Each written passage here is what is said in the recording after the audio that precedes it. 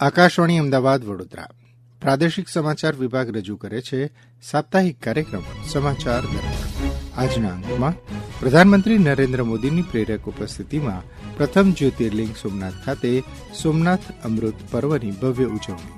સોમનાથ મંદિરના ઇતિહાસમાં પ્રથમવાર 11 તીર્થસ્થાનોથી લવાયેલા જળનો કુંભાભિષેક કરાયો. સૂર્યકિરણ એરોબેટિક્સ ટીમના દિલધડક કરતબોથી સોમનાથમાં ધર્મ ભક્તિ, દેશભક્તિ અને સૈન્ય શક્તિનો અનોખો સંગમ.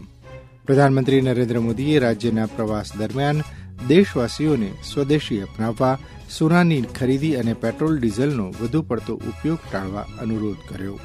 ગાંધીનગરમાં એશિયન સિનિયર વેઇટ લિફ્ટિંગ ચેમ્પિયનશીપનું આયોજન, પહેલા જ દિવસે ભારતનો વિજય આરંભ. અને રાજ્યમાં ગરમીનું મોજું ફરી વળ્યું.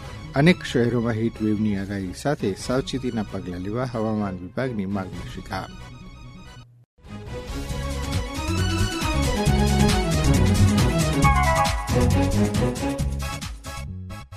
પ્રથમ જ્યોતિર્લિંગ સોમનાથ મહાદેવ મંદિરના પુનઃનિર્માણને 75 વર્ષ પૂર્ણ થવા નિમિત્તે સોમનાથ અમૃત પર્વની ભવ્ય ઉજવણી કરવામાં આવી રહી છે.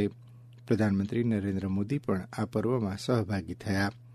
તેમણે સોમનાથ મંદિરમાં ભગવાન સોમનાથની મહાપૂજા, કુંભાભિષેક અને ધ્વજારોહણ કરી લોકોની સુખાકારી માટે પ્રાર્થના કરી.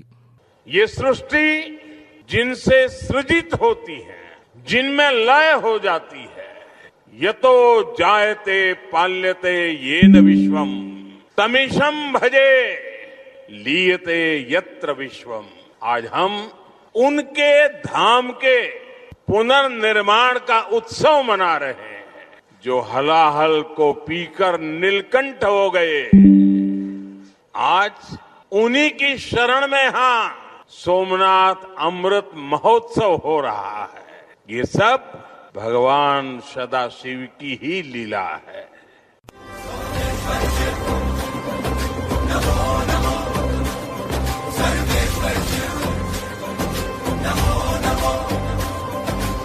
नगर नगर में मंगल उत्सव धर्म ध्वजा लहराए, दुनिया भर से भक्त पुजारी शिव दर्शन को आए. गूंज रहे चहूं खुशी जयकार, अनहद नाद निरंतर. सोमेश्वर शिव नमो नमो, सर्वेश्वर शिव नमो नमो. પ્રભાસ પાટણમાં સોમનાથ અમૃત પર્વ નિમિત્તે જાહેર સભા સંબોધતા શ્રી મોદીએ કહ્યું, સાંસ્કૃતિક સ્થળો વર્ષોથી ભારતની ઓળખ રહ્યા છે. આજે ભારત આત્મવિશ્વાસ સાથે આગળ વધી રહ્યું છે.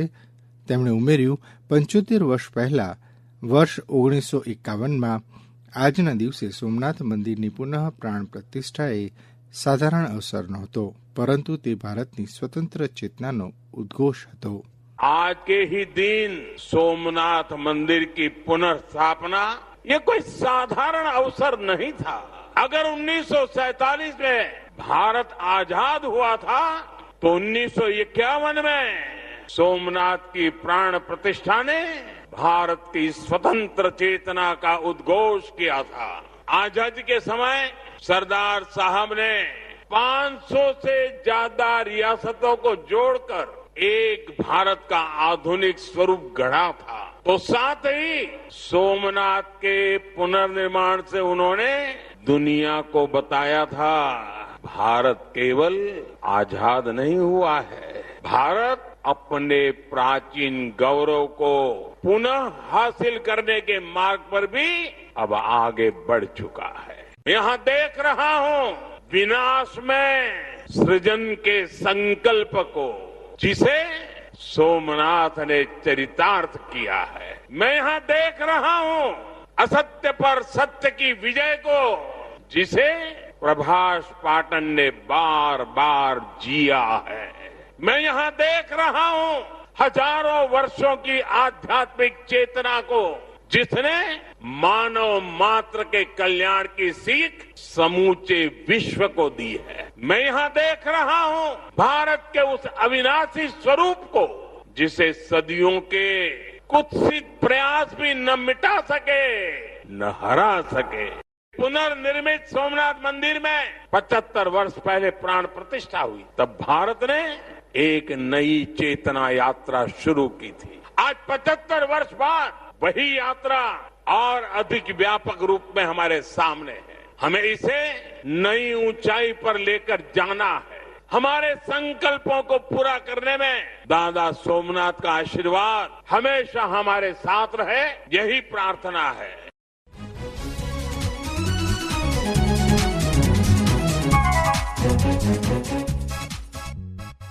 સોમનાથ અમૃત પર્વની ઉજવણીમાં સહભાગી થવા ભક્તોમાં અનેરો ઉત્સાહ જોવા મળ્યો.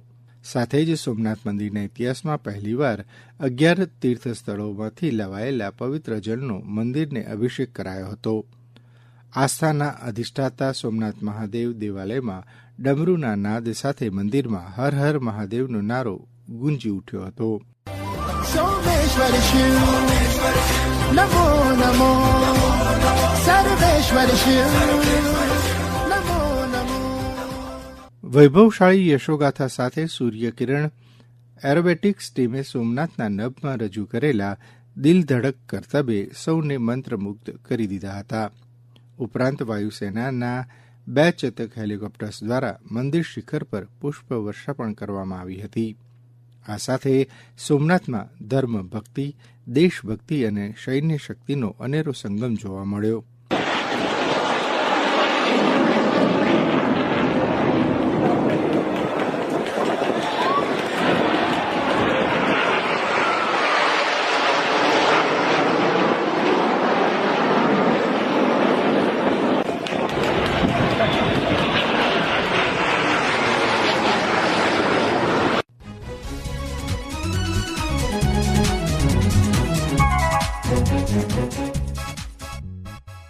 સોમનાથ અમૃત પર્વની ભવ્ય ઉજવણી બાદ વડોદરામાં જાહેર સભા સંબોધતા શ્રી મોદીએ દેશના વિકાસ માટે વર્તમાન પરિસ્થિતિને ધ્યાને રાખી સૌને સ્વદેશી અપનાવવા, સોનું નહીં ખરીદવા, પેટ્રોલ ડીઝલનો ઉપયોગ ટાળવા અનુરોધ કર્યો.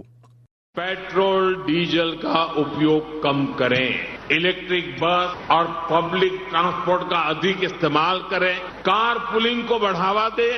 ये जरूरी है कि सरकारी और प्राइवेट दोनों ही दफ्तरों में वर्क फ्रॉम होम को प्राथमिकता दी जाए. मैं कुछ स्कूलों से भी आग्रह करूंगा कि कुछ समय के लिए ऑनलाइन क्लासेज की व्यवस्था पर काम करें. मैं आप सबसे आग्रह करूंगा कि जब तक हालात सामान्य न हो हम सोने की खरीद को टालें.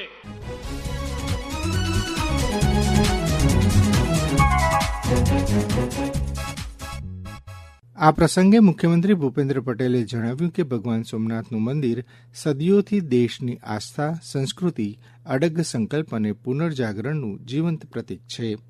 સોમનાથ મંદિર દરેક વિનાશ બાદ વધુ તેજસ્વીતા સાથે ફરી ઊભું થયું છે. લોહ પુરુષ સરદાર પટેલે ભગવાન સોમનાથના આ પુરાતન મંદિરની ભવ્યતા સાથે તેના પુનઃ નિર્માણનો કરેલો સંકલ્પ વર્ષ 1951ની 11મી મે પૂર્ણ થયો. તે ગૌરવશાળી વિરાસતને આજે 75 વર્ષ થયા છે. પ્રધાનશ્રીએ આપેલા સૌના સાથ, સૌના વિકાસ મંત્રને સરદાર ધામે સાકાર કર્યો છે. આદરણીય વડાપ્રધાનશ્રીએ આત્મનિર્ભર વિકસિત ભારત 2047 માટેનો સંકલ્પ કર્યો છે. સમાજ નિર્માણથી રાષ્ટ્ર નિર્માણ દ્વારા વિકસિત ભારત 2047 માટે વિકસિત ગુજરાત બનાવવામાં આપણે સૌ સાથે મળીને કાર્યરત રહીશું.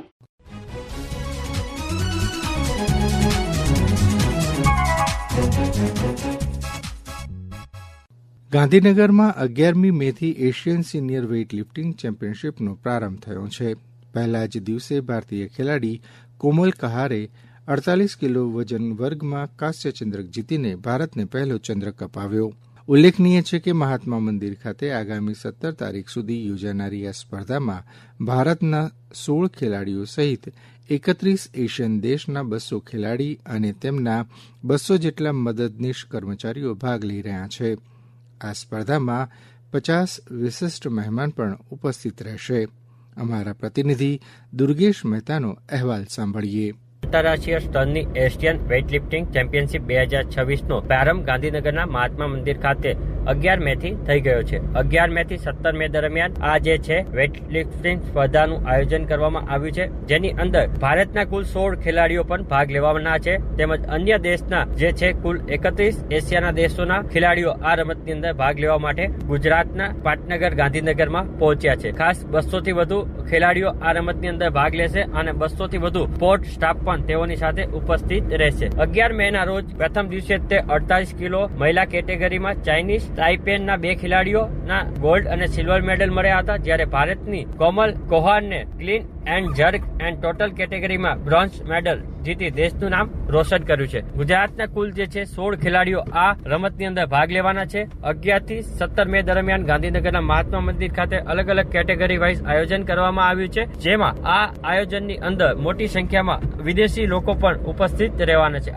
દરમિયાન ભારતીય વેઇટ લિફ્ટિંગ ફેડરેશનના પ્રમુખ સહદેવ યાદવે જણાવ્યું કે વેઇટ લિફ્ટિંગ વિશ્વકપ ગુજરાતમાં રમાશે, જેના માટે સરકાર સાથે ચર્ચા કરાશે. ये इसका सबसे बड़ा फायदा है, हमें कॉमनवेल्थ का क्वालिफाइंग है. जो हमारी बच्चे यहाँ क्वालिफाई करेंगे वो सीधे कॉमनवेल्थ में जाएंगे. तो एक ये जो आने वाले 2030 में जो कॉमनवेल्थ गेम्स हो रहे हैं उसका ये टेस्ट इवेंट मानिए आप, तो उसका हमने टेस्ट इवेंट करके दिखा दिया. इंडिया कुछ भी कर सकता है. इसमें 28 कंट्री एशिया की हैं और 2 कंट्री इसमें कॉमनवेल्थ का क्वालिफाइंग करने के लिए आई हुई हैं, न्यूजीलैंड, ऑस्ट्रेलिया. 172-73 प्लेयर हैं मैन और 77 वुमेन हैं.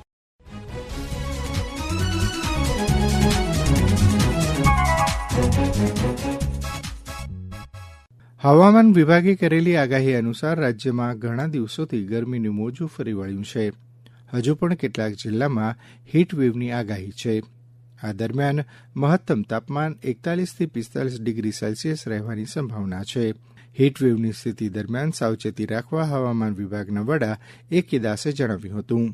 अभी जो फोरकास्ट अगले हीटवेव के लिए बोला जा रहा है, कुछ कुछ क्षेत्रों में 41 to 45 डिग्री सेंटीग्रेड तक रहने का संभावना रहेगा अगले 3 दिन तक. और हीटवेव हम लोग आज वार्निंग दे रहा है अगले 3 दिन के लिए 12 से लेकर 14 मई तक. इसमें गुजरात रीजन में आज ऑरेंज वार्निंग दिया गया है सूरत डिस्ट्रिक्ट के लिए, और येलो वार्निंग दिया गया है बनासकांठा, गांधीनगर, अहमदाबाद, बड़ौदा एंड पाटन के लिए दिया गया है येलो वार्निंग. सौराष्ट्र में आज ऑरेंज वार्निंग दिया गया है 2 डिस्ट्रिक्ट के लिए, सुरेंद्रनगर और कच्छ के लिए, और येलो वार्निंग दिया गया है राजकोट, अमरेली, द्वारका और बोटाड के लिए. अगले 3 दिन ऐसा स्थिति बने रहेगी.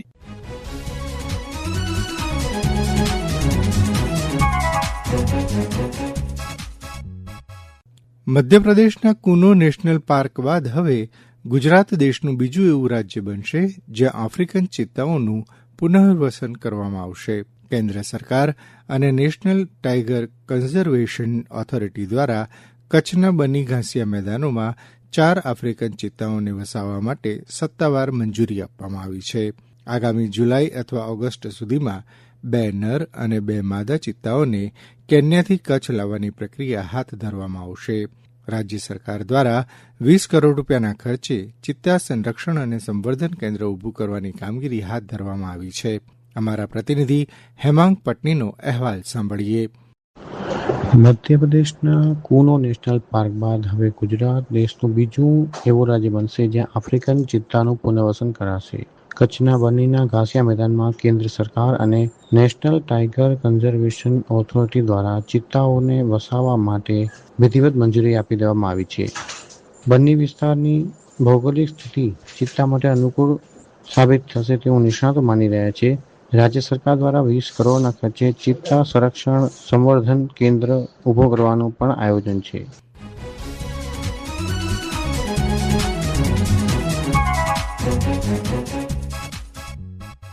આ સાથે જ સમાચાર દર્પણનો આજનો અંક સમાપ્ત થયો.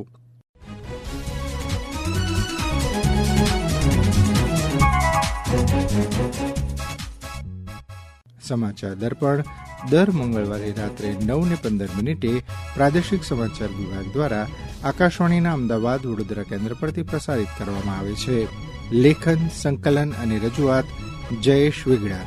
પ્રસારણ આકાશવાણીના અમદાવાદ વડોદરા કેન્દ્ર પરથી કરવામાં આવ્યું.